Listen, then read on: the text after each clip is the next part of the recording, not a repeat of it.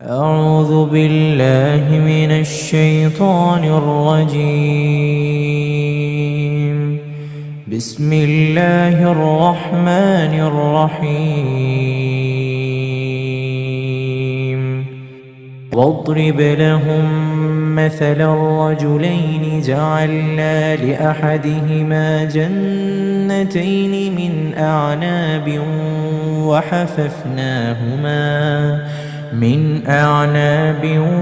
وحففناهما بنخل وجعلنا بينهما زرعا كلتا الجنتين آتت أكلها ولم تظلم منه شيئا وفجرنا خلالهما نهرا. السلام عليكم ورحمة الله وبركاته. ഖുർആൻ പദം 937 ദിവസത്തിലേക്ക് എല്ലാവരെയും ഹാർദമായി സ്വാഗതം ചെയ്യുന്നു. സൂറത്തുൽ കഹ്ഫിലെ 32-33 ആയത്തുകളാണ് ഇന്ന് പഠന വിധേയമാക്കുന്നത്. ക്ലാസ് ആരംഭിക്കുന്നതിനായി ആദരണീയനായ ഡോക്ടർ എ വിലായത്തുള്ള സാഹിബിനെ ക്ഷണിക്കുന്നു. السلام عليكم ورحمة الله وبركاته. أعوذ بالله من الشيطان الرجيم. بسم الله الرحمن الرحيم. واضرب لهم مثل رجلين جعلنا لأحدهما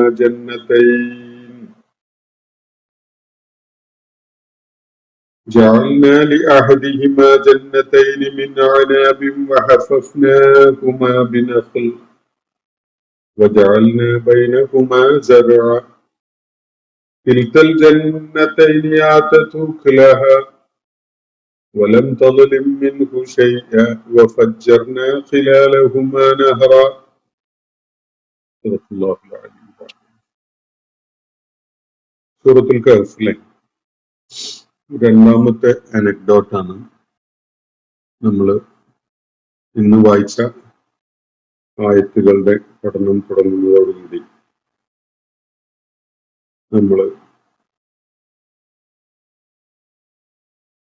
ചർച്ച ചെയ്യാൻ പോകുന്നത്. സൂറത്തുൽ കഹ്ഫിലെ 32-33 ആയത്തുകളാണ് ഞാൻ നിങ്ങളെ കേൾപ്പിച്ചിട്ടുള്ളത്. അസ്ഹാബുൽ കഹ്ഫിന്റെ ഉദ്യോഗജനകമായ ആ ജീവിതാനുഭവം വിവരിച്ച ഏറ്റവും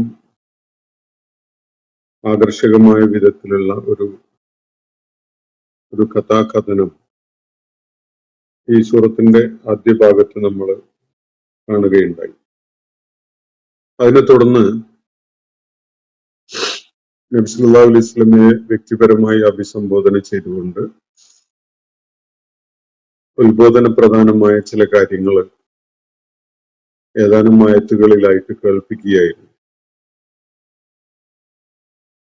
മക്കയിലെ നബി സല്ലല്ലാഹു അലൈഹി വസല്ലമയോട് അദ്ദേഹത്തിന്റെ പ്രബോധനത്തിനോട് പുറംതിരിഞ്ഞു നിന്നിരുന്ന അവിടുത്തെ പ്രമാണിമാരും ധനാഢ്യരും നാട്ടിലെ നേതാക്കന്മാരും ഒക്കെ ആയിരുന്ന ആളുകളോട് പരോക്ഷമായിട്ട് ചില കാര്യങ്ങൾ കേൾപ്പിക്കുന്ന ഒരു സ്വഭാവത്തിലാണ് അവിടെ ആ ഉത്ബോധനം മുന്നോട്ട് പോയിക്കൊണ്ടിരുന്നത്. അവരുടെ മനോഗതം അല്ലെങ്കിൽ അവര് നബി സല്ലല്ലാഹു അലൈഹി വസല്ലമയോട് ഒളിഞ്ഞും തെളിഞ്ഞും ഒക്കെ പറഞ്ഞുകൊണ്ടിരുന്ന ഒരു കാര്യം, അദ്ദേഹത്തോടൊപ്പം വന്നു ചേർന്നിരിക്കുന്നത് മക്കയിലെ ദുർബലരും ദരിദ്രരും പാവങ്ങളും ഒക്കെയായ സമൂഹത്തില് വിലയും നിലയും ഒന്നും ഇല്ലാത്ത ആളുകളാണ്. അവരെ മാറ്റി നിർത്തണം, എന്നാലേ ഞങ്ങൾക്ക് നബി സല്ലല്ലാഹു അലൈഹി വസല്ലമയുടെ സദസ്സിൽ വന്നിരിക്കാൻ പറ്റുള്ളൂ.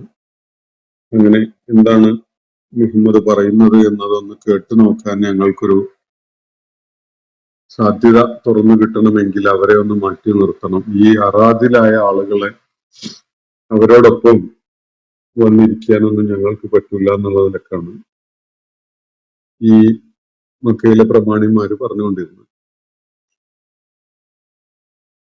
ആ ഒരു പശ്ചാത്തലം ഈ സൂറത്തിന്റെ പല സംഭവങ്ങളുടെയും വിവരണത്തിനുണ്ട്. ഇന്ന് നമ്മൾ വായിച്ചു തുടങ്ങിയിരിക്കുന്ന ഈ അനക്ഡോട്ടിന്റെ ഒരു പശ്ചാത്തലമായിട്ടും അത് നമുക്ക് കാണാൻ സാധിക്കും. ഒരു 8-10 ആയത്തുകളിലായിട്ട് ഒരു വലിയ പാഠം ഉൾക്കൊള്ളാൻ സാധിക്കുന്ന വിധത്തിലുള്ള ചില സംഗതികൾ, ഒരു സംഭവം, രണ്ടാളുകളുമായി ബന്ധപ്പെട്ടുകൊണ്ടുള്ള ഒരു സംഭവമാണ് ഇവിടെ വിവരിക്കുന്നത്. വിശുദ്ധ ഖുർആനിൽ വേറെയും ചിലയിടങ്ങളിൽ ഈ ആശയം, ഈ പ്രമേയം ഈ ഒരു രീതിയിൽ കൈകാര്യം ചെയ്യപ്പെടുന്നത് നമുക്ക് കാണാം. അതിന്റെ വിശദാംശങ്ങളിലേക്ക് നമുക്ക് ഈ ആയത്തുകൾ, ഈ അനക്ഡോട്ട് വിശദീകരിക്കുന്നതിന്റെ ഭാഗമായിട്ട് നിങ്ങളുടെ ശ്രദ്ധ ഞാൻ കൊണ്ടുപോവുകയും ചെയ്യാം. ഇൻഷാ അല്ലാഹ്. വദ്രിബ് ലഹും മസലൻ റജുലൈനി ജഅൽനാ ലിഅഹദിഹിമാ ജന്നതൈൻ. ഇങ്ങനെയാണ് ഇവിടെ തുടങ്ങുന്നത്. നബി സല്ലല്ലാഹു അലൈഹി വസല്ലമയുടെ ഒരു ഉപമ, ഒരു ഉദാഹരണം അവർക്ക് വിവരിച്ചു കൊടുക്കാൻ വേണ്ടി പറയുകയാണ്.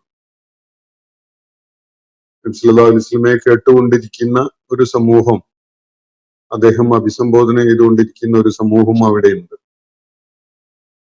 അവരിൽ നിന്നുണ്ടായ ചില പ്രതികരണങ്ങളുടെയോ അല്ലെങ്കിൽ അവരുടെ ചില തുടർന്നു വരുന്ന നിലപാടുകളുടെയൊക്കെ പശ്ചാത്തലത്തിലാവണം ഈ ഒരു ഉപമ, ഈ ഒരു ഉദാഹരണം അവരെ കേൾപ്പിക്കാൻ വേണ്ടി അള്ളാഹു നബി സല്ലല്ലാഹു അലൈഹി വസല്ലമയോട് നിർദ്ദേശിക്കുന്നത്. വദ്രിബ് ലഹും മസല, അവർക്ക് ഈ ഒരു ഉപമ, ഈ ഒരു ഉദാഹരണം പറഞ്ഞു കൊടുക്കും, വിവരിച്ചു കൊടുക്കും. റജുലൈനി, രണ്ടാളുകളുടെ കാര്യത്തിലുള്ള ഈ കഥയിലെ, ഈ ഉപമയിലെ രണ്ട് കഥാപാത്രങ്ങളാണ്, രണ്ടാളുകളാണ്. റജുലൈൻ ജഅൽനാ ലിഅഹദിഹിമാ ജന്നതൈൻ മിൻ അഅനാബ്. ഈ രണ്ടാളുകളിൽ ഒരാൾക്ക് നാം 2 മുന്തിരിത്തോട്ടങ്ങൾ നൽകിയിരിക്കുകയാണ്. ജഅൽനാ ലിഅഹദിഹിമ, ഈ രണ്ടാളുകളിൽ ഒരാൾക്ക് നാം നൽകിയിരിക്കുന്നു ജന്നതൈനി മിൻ അഅനാബിൻ, മുന്തിരിത്തോട്ടങ്ങൾ, 2 മുന്തിരിത്തോട്ടങ്ങൾ, 2 ജന്നത്തുകളാണ് നൽകിയിരിക്കുന്നത്. വലിയ ഭൗതികാർത്ഥത്തിൽ പറഞ്ഞാൽ വലിയ ഐശ്വര്യത്തിന്റെ, വലിയ സൗഭാഗ്യത്തിന്റെ, വലിയ ജീവിത സാധ്യതകളുടെ ഒക്കെ ഒരു അടയാളപ്പെടുത്തലായിട്ട് പരിഗണിക്കാവുന്ന സംഗതികളാണ് ഈ 2 സമൃദ്ധിയുടെ പ്രതീകങ്ങളായിട്ടുള്ള തോട്ടങ്ങൾ. 2 മുന്തിരിത്തോട്ടങ്ങളാണ് നാം അവരിൽ ഒരാൾക്ക് നൽകുകയുണ്ടായത്. രണ്ടാമത്തെ ആളുടെ കാര്യം കുറച്ച് കഴിഞ്ഞിട്ട് പറയും. നമുക്ക് അവിടെ എത്തുമ്പോൾ അതിന്റെ വിശദാംശങ്ങൾ മനസ്സിലാക്കാം. അപ്പൊ 2 ആളുകള്, ഈ 2 ആളുകളുമായി ബന്ധപ്പെട്ട ഒരു ഉപമ അല്ലെങ്കിൽ ഒരു ഉദാഹരണം അവർക്ക് വിവരിച്ചു കൊടുക്കുക. അവരിൽ ഒരാൾക്ക് നാം 2 മുന്തിരിത്തോട്ടങ്ങൾ നൽകിയിരിക്കുകയാണ്. ആ മുന്തിരിത്തോട്ടങ്ങളുടെ പ്രത്യേകത വഹഫഫ്നാഹുമാ ബിനഖ്ൽ, അതിന്റെ അതിർവരമ്പുകളായിട്ട്, ബോർഡറുകളായിട്ടുള്ളത് ഈത്തപ്പന മരങ്ങളാണ്, കാരക്കാമരങ്ങളാണ്. അപ്പോ മുഖ്യമായ അവിടെ കാർഷികോൽപാദനം നടക്കുന്നത് ഈ മുന്തിരി തോട്ടങ്ങളുടെ ആ സമൃദ്ധിയാണ് ഇവിടെ സൂചിപ്പിക്കുന്നത്. അതിന്റെ ബോർഡറായിട്ട്, അതിന് ആവരണമായിട്ട്, അല്ലെങ്കിൽ അതിന്റെ ചുറ്റുപാടും അതിനൊരു സംരക്ഷണ ഭിത്തി പോലെ അവര് നട്ടുപിടിപ്പിച്ചിരിക്കുന്നത് അവിടെ ഈത്തപ്പന മരങ്ങളാണ്, ഈത്തപ്പന വൃക്ഷങ്ങൾ. വഹഫഫ്നാഹുമാ ബിനഖ്ൽ, ഈ 2 വലിയ തോട്ടങ്ങളുടെ ചുറ്റുമായി നാം ഈത്തപ്പന വൃക്ഷങ്ങളെ കൊണ്ട് പൊതിഞ്ഞിരിക്കുന്നു. ഹഫഫ്നാഹുമ എന്ന് പറഞ്ഞാൽ ഈ 2 തോട്ടങ്ങളെയും നാം ആവരണം ചെയ്തിരിക്കുന്നു, അല്ലെങ്കിൽ അതിന് ചുറ്റുമായിട്ട് ഇങ്ങനെ ഒരു സംരക്ഷണം കൊടുക്കുന്നത്തിൽ ഈ മുന്തിരി വള്ളികളുടെ ഈ ഒരു തരം വള്ളിപ്പടർപ്പ് അതിനുള്ള ഒരു സംവിധാനമൊക്കെ ചെയ്തുകൊണ്ടാണല്ലോ നമ്മളെ ഈ പാവയ്ക്ക് ഒക്കെ കൃഷി ചെയ്യുന്ന പോലെയാണ് മുന്തിരി വള്ളികൾ പടർത്തി വിടല്. ഒരു സംവിധാനമൊക്കെ ചെയ്തു വെച്ചിട്ടുണ്ടാവും. അന്നിങ്ങനെ കായ്ച്ചു തൂങ്ങലാണ്. ഒരു വള്ളിപ്പടർപ്പായതുകൊണ്ട് അങ്ങനെയാണ് അതിന്റെ രീതി. അപ്പൊ അതിന്റെ ചുറ്റുപാടുമായിട്ട് അതിന് അതിരിട്ടുകൊണ്ട് ഈത്തപ്പന മരങ്ങളാണുള്ളത്. അങ്ങനെ ഈത്തപ്പന മരങ്ങളെ കൊണ്ട് നാം അതിനെ പൊതിഞ്ഞിരിക്കുന്നു. അപ്പൊ ജഅൽനാ ബൈനഹുമ സറഅ, ഈ രണ്ട് തോട്ടങ്ങൾക്കിടയിലായിട്ട് വേറെ ഈ കാർഷിക വിളകളൊക്കെയുള്ള അപ്പം ചോളം, നെല്ലൊക്കെ പോലെയുള്ളതിന്റെ സറഅ അതുമുണ്ട്. അപ്പൊ ജഅൽനാ ബൈനഹുമ സറഅ, ഈ രണ്ട് തോട്ടങ്ങൾക്കിടയിലായിട്ട് വിളകളും ഉൽപ്പാദിപ്പിച്ചിട്ടുണ്ട്. അങ്ങനെ വിളകളും കൃഷി ചെയ്തിട്ടുണ്ട്, മറ്റ് വിധത്തിലുള്ള വിളകൾ. ഇതാണ് ഈ രണ്ടാളുകളിൽ ഒരാൾക്ക് നാം നൽകിയിട്ടുള്ള രണ്ട് തോട്ടങ്ങളുടെ ഒരു ചിത്രം. വകാന ലഹു കിൽത്തൽ ജന്നത്തൈനി, ഈ രണ്ട് തോട്ടങ്ങളിൽ ഓരോന്നും ആത്തത്തൂക്കുലഹ, അതിന്റെ ഫലം ഉൽപ്പാദിപ്പിച്ചു. വലം തൊലലിം മിൻഹു ശൈഅ, യാതൊരു കുറവും വരുത്താതെയാണ് ഓരോ തോട്ടവും സമൃദ്ധമായിട്ട് ഫലം ഉൽപ്പാദിപ്പിച്ചിട്ടുള്ളത്. വഫജ്ജർനാ ഖിലാലഹുമ നഹറ, ഇവ രണ്ടിനും ഇടയിലൂടെയായിട്ട് ഒരു അരുവി നാം ഒഴുക്കി വിട്ടിട്ടുമുണ്ട്. അപ്പൊ വളരെ കൃഷിയുമായി ബന്ധമുള്ള ആളുകൾക്ക് ഏറ്റവും ഏറെ ഹൃദയഹാരിയായിട്ട് അനുഭവപ്പെടുന്ന ഒരു ചിത്രമാണ് ഈ രണ്ടിലൊരാൾക്ക് അള്ളാഹു നൽകിയിട്ടുള്ള തോട്ടങ്ങളെ കുറിച്ച് നൽകിയിട്ടുള്ള വിവരണത്തിൽ നിന്ന് നമുക്ക് കാണാൻ കഴിയുന്നത്. ഒരുപക്ഷെ ഒരു തരിമ്പ് മണ്ണ് പോലും വെറുതെ കിടക്കുന്നില്ലാത്ത വിധത്തില് ഇടതൂർന്ന് കൃഷി ചെയ്തിരിക്കുകയാണ്. രണ്ട് മുന്തിരി പടർപ്പുകളുടെ തോട്ടങ്ങൾ, ചുറ്റുപാടുമായിട്ട് ഈത്തപ്പന വൃക്ഷം, അതിനിടയില് വേറെ വിളകളും. അപ്പോ ഇവക്കിടയിലൂടെയായിട്ട് ഒരു അരുവി അങ്ങനെ ഒഴുക്കി വിട്ടിരിക്കുകയാണല്ലോ. ഒരു അരുവിയുടെ ജലസാന്നിധ്യം നൽകപ്പെടുന്ന വിധത്തിലാണ് ഈ രണ്ട് തോട്ടങ്ങളും രൂപകൽപ്പന ചെയ്യപ്പെട്ടിട്ടുള്ളത്. ഇതാണ് രണ്ടിലൊരാളുടെ അള്ളാഹു നൽകിയിരിക്കുന്ന പ്രത്യേകമായ അനുഗ്രഹത്തിന്റെ സ്വഭാവം. ഇതിൽ കഥ അല്ലെങ്കിൽ ഈ സംഭവ വിവരണത്തിലെ ഈ കാര്യത്തിന്റെ ബാക്കി വിശദാംശങ്ങൾ തുടർന്നുള്ള ആയത്തുകളിലാണ് വരുന്നത്. ഇതിൽ രണ്ടാമത്തെ ആള് അങ്ങനെയല്ല. അയാളെ സംബന്ധിച്ചിടത്തോളം ഇത്രയൊന്നും ഫലസമൃദ്ധിയുള്ള, ഇത്രയൊന്നും പ്രതീക്ഷയ്ക്ക് വക നൽകുന്ന വിധത്തിലുള്ള വിഭവങ്ങൾ ഉൽപ്പാദിപ്പിക്കുന്ന തോട്ടങ്ങളൊന്നുമില്ല. അയാള് ഇതിന്റെ പേരിൽ ഈ തോട്ടം ഇതുപോലെയുള്ള വിളവെടുപ്പിന് പാകമായി നിൽക്കുന്ന സമൃദ്ധിയുടെ അടയാളപ്പെടുത്തലായിക്കൊണ്ടുള്ള തോട്ടങ്ങളൊന്നും ഇല്ലാത്ത ആളാണ് രണ്ടാമത്തെ ആള്. രണ്ടുപേരും സമാനമായ ജീവിത സാഹചര്യങ്ങളിലൂടെ കടന്നു പോകുന്ന ആളുകളാണ്. കൂട്ടത്തിൽ ഒരാൾക്ക് അള്ളാഹു സമൃദ്ധിയുടെ രണ്ട് തോട്ടങ്ങൾ നൽകിയിരിക്കുകയാണ്.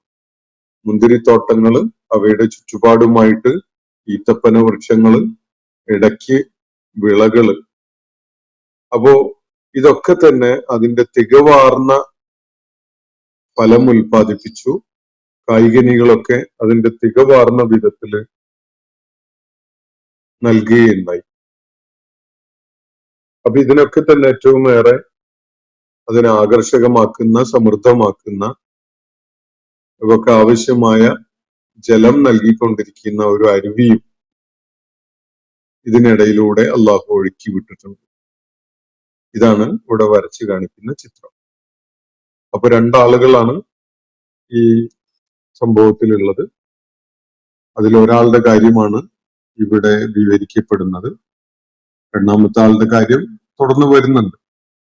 അപ്പോ ഇതിനെ തുടർന്ന് ഇവര് തമ്മിൽ നടക്കുന്ന ഈ രണ്ടാളുകൾ തമ്മിൽ അവര് അടുത്ത സുഹൃത്തുക്കളായിരുന്നിരിക്കണം, അല്ലെങ്കിൽ നല്ല പരിചയമുള്ള, എപ്പോഴും പരസ്പരം ഇരുവരുടെയും കാര്യങ്ങൾ സംസാരിക്കാനും പങ്കുവെക്കാനും ഒക്കെ പറ്റുന്ന ഒരു അടുപ്പത്തിലുള്ള ആളുകളായിരിക്കണം. അവരിൽ ഒരാൾക്കാണ് ഈ സമൃദ്ധമായ 2 തോട്ടങ്ങൾ നൽകപ്പെട്ടിരിക്കുന്നത്. അപ്പോ വലിയ സമൃദ്ധിയുടെ തോട്ടങ്ങൾ നൽകപ്പെട്ട ആ ആള്, ഇത് സ്വാഭാവികമായിട്ട് നമുക്കൊക്കെ ഇടയിൽ നമ്മളൊക്കെ ഒരു പക്ഷേ ഇത്തരം ഒരു ഈ തോട്ടക്കാരന്റെ മനസ്സ് ഏത് വിധത്തിലാണോ പ്രവർത്തിച്ചു തുടങ്ങിയിട്ടുള്ളത്, ആ ഒരു കണ്ടീഷനിലേക്ക് നമ്മളുടെയൊക്കെ മനസ്സും മാറിപ്പോകാൻ സാധ്യതയുണ്ട്. തുടർച്ചയായിട്ട് കുറച്ചു കാലം ഏതെങ്കിലും മേഖലയിൽ ദൈവികാനുഗ്രഹം കിട്ടിക്കൊണ്ടിരിക്കുന്ന ഒരാളാണെങ്കിൽ അയാൾക്ക് ഒരു ധാരണ അയാൾ അറിയാതെ വന്ന് ചേരും. അയാള് അനുഭവിച്ചുകൊണ്ടിരിക്കുന്നതും അയാൾ കൈയാളിക്കൊണ്ടിരിക്കുന്നതും ഒക്കെ അയാളുടെ വലിയ നേട്ടമാണ്, അല്ലെങ്കിൽ അയാളുടെ മികവ് കൊണ്ട്, അയാളുടെ വൈദഗ്ധ്യം കൊണ്ട് ഉണ്ടായതാണ് എന്നതൊക്കെ. ഇങ്ങനെയുള്ള അത്രത്തോളം ഒന്നും പറയത്തക്ക നേട്ടങ്ങളൊന്നും ഇല്ലാത്ത ആളുകൾ ചുറ്റുപാടൊക്കെ ഉണ്ടാവും. അവരുടെ പലപ്പോഴും പരിതാപകരമായ അവസ്ഥയും ആയിരിക്കും അവരുടേത്. അപ്പോ അത് കാണുമ്പോൾ പോലും നമ്മളുടെ സാമർഥ്യത്തിന്റെയും വൈദഗ്ധ്യത്തിന്റെയും കഴിവിന്റെയൊക്കെ പേരിൽ നമ്മളൊരു ഔദത്യം ഉണ്ടായിപ്പോയ ആളുകളായി മാറിയിട്ടുണ്ടാവും. അപ്പൊ അവനതൊന്നും വേണ്ട വിധത്തിൽ സമർത്ഥമായി കൈകാര്യം ചെയ്യാത്തത് കൊണ്ടാണല്ലോ നമ്മളത് എത്ര സമർത്ഥമായി ആസൂത്രണം ചെയ്ത് മുൻകൂട്ടി കാര്യങ്ങളൊക്കെ ചെയ്തു എന്നൊക്കെ പറഞ്ഞുകൊണ്ട് നമ്മള് അത് നമ്മളുടെ ഒരു വൈദഗ്ധ്യം സാമർഥ്യം ഒക്കെ കാരണമായിട്ട് ഉണ്ടായതാണ് നമ്മളുടെ ഇപ്പോ നമ്മൾ അനുഭവിക്കുന്ന ഈ വലിയ സമൃദ്ധിയും അല്ലെങ്കിൽ വലിയ നേട്ടവും ഒക്കെ എന്നൊരു തോന്നല് നമ്മളിൽ ഉണ്ടായി വരാൻ സാധ്യതയുണ്ട്. ഇത് കൃഷിയുടെ മേഖലയുമായി ബന്ധപ്പെട്ടുകൊണ്ട് മാത്രമല്ല, എല്ലാ മേഖലയിലും അങ്ങനെ തന്നെയാണ്. യഥാർത്ഥത്തില് മനുഷ്യന്റെ കയ്യിൽ അള്ളാഹു ഏൽപ്പിച്ചിരിക്കുന്ന അമാനത്തായിട്ടാണ് അവന്റെ കഴിവുകള്, സാമർഥ്യം, പ്രാഗൽഭ്യം, വൈദഗ്ധ്യം, അതുപോലെ അവന്റെ കയ്യിൽ എത്തിച്ചേരുന്ന വിഭവങ്ങള്, അവന്റെ മുന്നിൽ തുറന്നു കിട്ടുന്ന അവസരങ്ങള്, ഇതൊക്കെ തന്നെ അള്ളാഹു ഒരു അമാനത്ത് എന്നുള്ള നിലക്ക് ഓരോരുത്തർക്കും നൽകുന്ന ഒരു സംഗതിയാണ്. അതിൽ നമ്മളുടെ സാമർഥ്യം എത്രത്തോളം എന്നത് നോക്കിയാൽ അള്ളാഹു സാഹചര്യം ഒരുക്കി തന്നതുകൊണ്ട് അത് പ്രയോജനപ്പെടുത്താൻ പറ്റി എന്നതല്ലാതെ ഇതിനേക്കാൾ വൈദഗ്ധ്യവും സാമർഥ്യവും ഒക്കെ ഉണ്ടായിരുന്ന പലർക്കും ഈ വിധത്തില് തൗഫീഖോ തൗസിയോ നൽകപ്പെടാത്തതിന്റെ പേരിൽ അവർക്ക് യാതൊന്നും ചെയ്യാൻ പറ്റാത്ത അവസ്ഥയൊക്കെ ഉണ്ടാവും. അപ്പൊ നമുക്ക് തന്നെ ആലോചിക്കാം, പല പ്രാതികൂല്യങ്ങളുടെ അവസ്ഥയിൽ അന്യായമായി തടവിലാക്കപ്പെട്ട ആളുകള് നമ്മളുടെയൊക്കെ പരിചയത്തിലും ചുറ്റുപാടും ഒക്കെ ഉണ്ടാവും. ഈ ആളുകളുടെ അവരുടെ പലപ്പോഴും അവരുടെ സാഹചര്യം, അവരുടെ വീടുകളും കുടുംബങ്ങളും ഒക്കെ വലിയ പ്രതിസന്ധികളിലൂടെ ആയിരിക്കും കടന്നു പോകുന്നുണ്ടാവുക. എന്നാൽ ആ സമാനമായ സാഹചര്യത്തിലൊക്കെ ഉണ്ടായിരുന്ന ആളുകള് വേറെ ചില മേഖലകളിൽ വലിയ സാമർഥ്യവും വൈദഗ്ധ്യം ഒക്കെ കണ്ടിട്ട് ജീവിതത്തിൽ വളരെ ഉഷാറായിട്ട് പച്ച പിടിച്ച് വലിയ സാധ്യതകളൊക്കെ തുറന്നു കിട്ടിയ ആളുകളായിട്ടൊക്കെ ഉണ്ടാവും.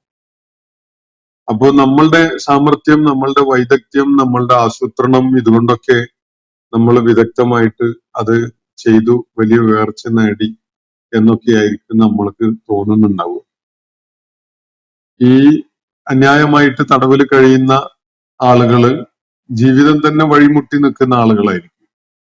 അവർക്ക് വിഭവങ്ങളോ സമൃദ്ധിയോ ഒന്നും ഉണ്ടാക്കാൻ കഴിയുന്നില്ല എന്നുള്ളത് മാത്രമല്ല, എല്ലാ കഴിവുകളും ഉണ്ടായിരിക്കെ തന്നെ അതിനൊന്നും വഴി തുറന്നു കിട്ടാത്ത ഒരു സാഹചര്യം ഉണ്ടായി വരാത്ത ഒരവസ്ഥയിലായിരിക്കും അവരുണ്ടാവുക. എന്നാൽ ഇതില് ആരാണ് യഥാർത്ഥത്തില് സൗഭാഗ്യവാൻ എന്ന് എങ്ങനെയാണ് തീരുമാനിക്കുക?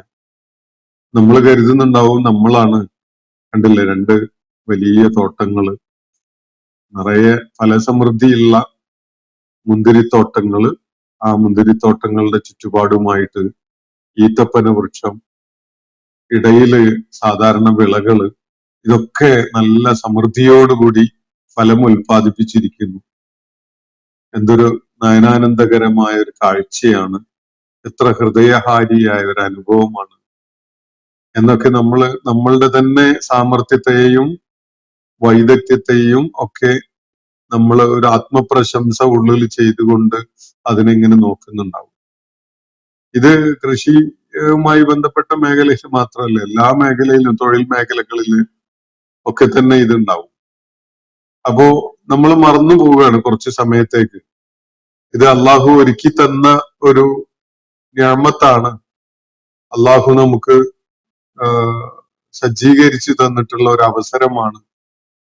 അള്ളാഹു നമ്മിൽ ആരാണ് ശുക്ർ ചെയ്യുന്നവരായി മാറുന്നത്, ആരാണ് നന്ദികേട് കാണിക്കുന്നവരാകുന്നത് എന്നത് നോക്കി കാണുന്നതിന് വേണ്ടി അള്ളാഹു നമുക്ക് തന്നിരിക്കുന്ന ഒരു അവസരമാണ്. ബുദ്ധിപരമായ കഴിവുകളുടെയും കാര്യം ഇതാണ്. നല്ല അസൂയാർഹമായ ബുദ്ധിപരമായ കഴിവ് ഒക്കെ കാണിക്കുന്ന ആളുകൾ തന്നെ ചിലപ്പോ അപ്രതീക്ഷിതമായിട്ട് വളരെ നിസ്സഹായരായി, ദുർബലരായി, ഒന്നിനും കഴിയാത്ത ആളുകളൊക്കെ ആയി മാറുന്ന കാഴ്ച നമുക്ക് കാണാൻ കഴിയും. അപ്പോ ബുദ്ധിപരമായ കഴിവിന്റെ പേരിലും സാമ്പത്തിക ശേഷിയുടെ പേരിലും ഭൗതിക വിഭവങ്ങൾ ഉടമപ്പെടുത്താൻ സാധിച്ചു എന്നതിന്റെ പേരിലൊക്കെ മനുഷ്യന് പലപ്പോഴും ഉള്ളിന്റെ ഉള്ളില് അതൊക്കെ തന്റെ നേട്ടമാണ്, തന്റെ സാമർഥ്യമാണ്, തന്റെ വൈദഗ്ധ്യമാണ്, തന്റെ പ്രാഗൽഭ്യമാണ് എന്നൊക്കെയുള്ള ഒരു തോന്നലുണ്ടായിട്ട് അത് അവനെ ഒരല്പം അഹന്തയുള്ളവനാക്കി മാറ്റിയെന്ന് വരും. മക്കയിലെ നബി സല്ലല്ലാഹു അലൈഹി വസല്ലം അഭിസംബോധന ചെയ്തുകൊണ്ടിരിക്കുന്ന ആളുകളുടെ ഒരു അവസ്ഥയും അങ്ങനെയൊക്കെ തന്നെയാണ്. പ്രമാണിമാരും ധനാഢ്യരും സമ്പന്നരും ഒക്കെ ആയ മക്കയിലെ ആളുകള് നബി സല്ലല്ലാഹു അലൈഹി വസല്ലമയുടെ വിമോചനത്തിന്റെ കാഹളം ചെവിയോർത്തുകൊണ്ട് അദ്ദേഹത്തോടൊപ്പം, കേട്ടുകൊണ്ട് അദ്ദേഹത്തോടൊപ്പം വന്നു ചേർന്നിട്ടുള്ള അടിമകളും, വിമോചിതരായ അടിമകളും, വളരെ ദരിദ്രരായ താഴെക്കിടയിലുള്ള ജോലിക്കാരുമൊക്കെയായ ആളുകൾ അദ്ദേഹത്തോടൊപ്പം വന്നു ചേർന്നതിൽ അതൃപ്തി കാണിക്കുകയാണ്, നീരസം കാണിക്കുകയാണ്. എന്നിട്ട് ഈ തെണ്ടിപ്പെറുക്കികളുടെ കൂടെയാണോ നമ്മളെപ്പോലെയുള്ള പ്രമാണിമാര് വന്നിരിക്കേണ്ടത് എന്ന ഒരു ചോദ്യമാണ് അവര് ചോദിക്കാൻ തന്നെ ഉരുവിട്ട്, അവരുടെ വായിലൂടെ അത് ഉരുവിട്ട് വരുന്നുണ്ട്. ആ വിധത്തിലുള്ള ഒരു ധാർഷ്ട്യം കാണിക്കുന്നവരായിട്ട് അവർ മാറുന്നു. യഥാർത്ഥത്തിൽ അള്ളാഹുവിന്റെ നമ്മളെ പരീക്ഷിക്കാൻ വേണ്ടി തന്ന ഒരു അനുഗ്രഹം എന്നുള്ള നിലക്ക് നമുക്ക് ഈ സാഹചര്യവും ഈ സൗകര്യങ്ങളും വിഭവങ്ങളും ഒക്കെ തന്നിട്ടുണ്ടായിരുന്നില്ലെങ്കിൽ നമ്മളും ഈ പരാമർശിക്കപ്പെട്ട ദരിദ്രരും പാവപ്പെട്ട മനുഷ്യരും ഒക്കെ നബി സല്ലല്ലാഹു അലൈഹി വസല്ലമയോടൊപ്പം വന്നു ചേർന്നിട്ടുള്ള ആളുകളും തമ്മിൽ എന്ത് വ്യത്യാസം ഉണ്ടാകും എന്നത് ഇവരാലോചിക്കുന്നില്ല, ഓർക്കുന്നില്ല. അപ്പോ കുറച്ചു കാലം സമ്പന്നതയിലും ഐശ്വര്യത്തിലൊക്കെ കഴിയാൻ അവസരം ഉണ്ടാകുന്നതോടുകൂടി നമ്മൾ സ്വയം ധരിച്ചു വെക്കുകയാണ്, നമ്മൾ ഇതിനൊക്കെ പ്രിവിലേജ്ഡ് ആണ്, നമ്മളൊന്നും ഇവരെ പോലെയല്ല, എല്ലാം തികഞ്ഞവര്, നമുക്ക് എന്തോ ഒരു വിശിഷ്ടതയുള്ള ഇതുകൊണ്ട് നമ്മളൊക്കെ ഉയർന്നു നിൽക്കുന്ന ആളുകളാണ് എന്നൊക്കെയുള്ള ഒരു തോന്നലാണ് ഉണ്ടാവുന്നത്. ഇത് സൃഷ്ടിക്കുന്ന അഹന്ത, ഇത് എത്ര അപകടകരമായ കുഫ്റാണ് എന്നാണ്, എത്ര അപകടകരമായ ശിർക്കാണ് എന്നാണ്, എത്ര അപകടകരമായ ഫുസൂഖാണ് എന്നാണ് ഈ കഥ നമ്മുടെ മുന്നിൽ വ്യക്തമാക്കി തരുന്നത്. ഇതൊരു സംഭവമാകാം, ഒരു ചരിത്ര സംഭവമാകാം, അല്ലെങ്കിൽ ഒരു സാധ്യതയെ അള്ളാഹു ഒരു രൂപകം ഉപയോഗിച്ചുകൊണ്ട് നമുക്ക് വ്യക്തമാക്കി തരുന്നതാവാം. സമാനമായ ചിത്രങ്ങൾ നമുക്ക് ഈ സൂറത്തിലെ വേറെ ഇതുപോലെയുള്ള സംഭവങ്ങൾ വേറെ ചില സൂറത്തുകളിലും വിവരിക്കുന്ന നമുക്ക് കാണാൻ കഴിയും. സൂറത്തുൽ ഖലമില് 17 മുതൽ 33 വരെയുള്ള ആയത്തുകളിലായിട്ട് വിവരിക്കുന്ന ഒരു ചിത്രമുണ്ട്. അതുപോലെ സൂറത്ത് മറിയമ്മില് 73, 74 ആയത്തുകളില്, സൂറത്തുൽ മുഅ്മിനൂനില് 55 മുതൽ 61 വരെയുള്ള ആയത്തുകളിൽ, സൂറത്തു സബഇല് 34 മുതൽ 36 വരെയുള്ള ആയത്തുകളിൽ, അതുപോലെ സൂറത്തു സജദയില് ഹമീം സജദയില് 49, 50 ആയത്തുകൾ. ഇതിലൊക്കെ തന്നെ ഈ ഒരു മാനസിക അവസ്ഥയിൽ കഴിയുന്ന, അല്ലെങ്കിൽ ഈ വിധത്തിൽ ഒരു ഔദത്യം മനസ്സിൽ രൂപപ്പെട്ടു വന്ന, അള്ളാഹുവിന്റെ അനുഗ്രഹങ്ങൾ ലഭിച്ചതിന്റെ പേരിൽ അതില് അല്പം അഹന്ത മനസ്സിൽ ഉടലെടുത്ത ആളുകളുടെ ആഖിബത്തിനെ വെളിപ്പെടുത്തിക്കൊണ്ട് അള്ളാഹു ചില കാര്യങ്ങൾ വിവരിക്കുന്നുണ്ട്. അപ്പൊ ഇതൊരു പൊതുവായ പ്രശ്നമാണ് എന്ന് കാണാൻ കഴിയും. കേവലം കൃഷിയുമായി ബന്ധപ്പെട്ടുകൊണ്ട് പഴയ കാർഷിക സംസ്കൃതി നിലനിന്നിരുന്ന ഒരു സമൂഹത്തില് ഈ ഒരു ഉപമക്ക്, ഈ ഒരു ഉദാഹരണത്തിന് വലിയ പ്രാധാന്യമുണ്ട്. അവരുടെ കൺമുന്നില് അവർക്ക് ഭാവനയിൽ പോലും കാണാൻ കഴിയുന്ന വിധത്തിലുള്ള ഒരു സമൃദ്ധിയുടെ ചിത്രമാണ് ഇവിടെ വരച്ചു വെച്ചിരിക്കുന്നത്. ഇന്ന് നമ്മുടെ കാലഘട്ടത്തില് ഇതൊന്നും ആയിരിക്കൂല വേണ്ടി വരിക. ഇതും ആണ്, പക്ഷെ ഇത് മാത്രമല്ല, ഇതിനേക്കാളൊക്കെ സമൃദ്ധിയുടേതായി അല്ലെങ്കിൽ വലിയ ഐശ്വര്യത്തിൻ്റെതായ ചിത്രങ്ങളും പ്രതീകങ്ങളും ഒക്കെ തൊഴിൽ മേഖലയിലും അതുപോലെ വ്യാവസായിക മേഖലയിലും കാർഷിക മേഖലയിലും ഒക്കെ തന്നെ നമുക്ക്, അല്ലെങ്കിൽ ഈ സംരംഭകത്വത്തിന്റെ മേഖലയിലൊക്കെ ഇതിനേക്കാൾ വലിയ മനുഷ്യനെ ഫഖറുള്ളവനാക്കി മാറ്റുന്ന കാര്യങ്ങള്, ചിത്രങ്ങളൊക്കെ കാണാൻ ഈ കാലഘട്ടത്തിൽ സാധിക്കും. പക്ഷെ ഇതൊരു ബേസിക് ആയിട്ടുള്ള അടിസ്ഥാനപരമായ ഒരു ഇമേജ് ആണ് ഇവിടെ വരച്ചു കാണിക്കുന്നത്. രണ്ടാളുകൾ, അവരിൽ ഒരാൾക്ക് അള്ളാഹു സമൃദ്ധിയുടെ 2 തോട്ടങ്ങൾ നൽകിയിരിക്കുകയാണ്. മുന്തിരി വള്ളികളുടേത്, മുന്തിരി പടർപ്പുള്ള അല്ലെങ്കിൽ മുന്തിരിത്തോട്ടങ്ങൾ 2. അതിന്റെ ചുറ്റുപാടുമായിട്ട് ഈത്തപ്പന വൃക്ഷങ്ങള്, ഇടയ്ക്ക് വിളകളും, അതിനിടയിലൂടെയായിട്ട് അങ്ങ് ചാലിട്ട് ഒഴുകുന്ന ഒരു നീർച്ചാല് അല്ലെങ്കിൽ ഒരു അരുവി. ഇതൊക്കെയായിട്ട് വളരെ നയനമനോഹരമായ ഒരു ചിത്രം ഈ 2 തോട്ടങ്ങളെ കുറിച്ചുള്ള വിവരണത്തിൽ നമുക്ക് ലഭിക്കുന്നുണ്ട്. ഇനി തുടർന്നുള്ള ആയത്തുകളിൽ ഈ സമൃദ്ധിയുടെ അനുഭവങ്ങൾ, അതിന്റെ ഉടമസ്ഥനിൽ ഉണ്ടാക്കിയ പ്രതിഫലനം, അത് അയാളുടെ മനസ്സിൽ ഉണ്ടാക്കിയ ഒരു അവസ്ഥ, അയാളുടെ നിലപാടുകളിൽ അത് ഉണ്ടാക്കിയിട്ടുള്ള സ്വാധീനം, ഇതിനെയൊക്കെ നമുക്ക് വെളിപ്പെടുത്തി തരുന്ന ചില കാര്യങ്ങളാണ് പറയുന്നത്. നമുക്ക് ആ വിശദാംശങ്ങൾ, ആ ആയത്തുകൾ പഠന വിധേയമാക്കുന്ന ഘട്ടങ്ങളിലായിട്ട് കൂടുതലായി മനസ്സിലാക്കാൻ ശ്രമിക്കാം. ഇന്നത്തെ സെഷൻ ഞാനിവിടെ അവസാനിപ്പിക്കുകയാണ്.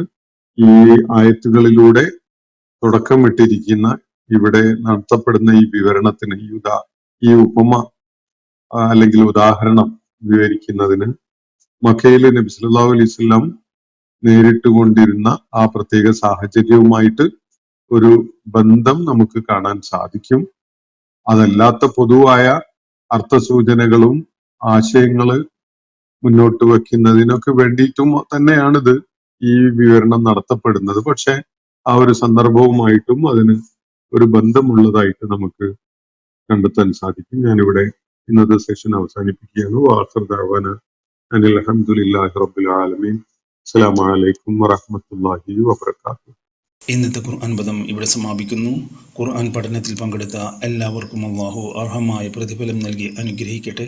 വആഖിർ ദഅവാന അനിൽ ഹംദുലില്ലാഹി റബ്ബിൽ ആലമീൻ. അസ്സലാമു അലൈക്കും വറഹ്മത്തുള്ളാഹി വബറകാതുഹു.